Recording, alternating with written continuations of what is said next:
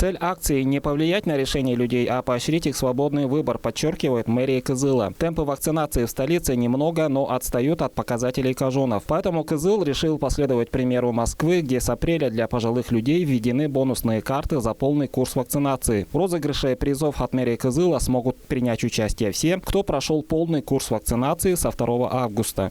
Чтобы повысить интерес населения, ну и заодно, люди могли выиграть этот ценный приз, мы проводим данный розыгрыш.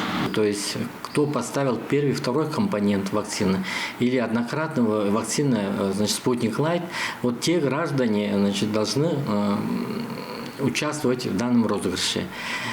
Для этого вот эти граждане, которые прошли вакцинацию, должны оставить номер телефона мобильного в пункте вакцинации или в поликлинике по месту жительства.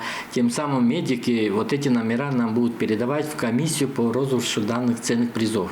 Призы – это то, что пригодится каждой семье. Бензопилы, телевизоры, смартфоны, швейные машинки. Победителю передадут оплаченный чек, по которому он сам сможет забрать выигрыш в магазине-партнере.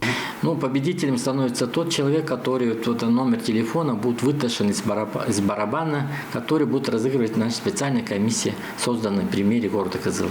Средства на приобретение призов выделяются из фонда мэрии Кызыла. Розыгрыш будет проходить каждую пятницу в 12 часов и продлится до 15 сентября текущего года. Мадр Сандан, Чайхан Дангак, Миран Эргит, Тува 24.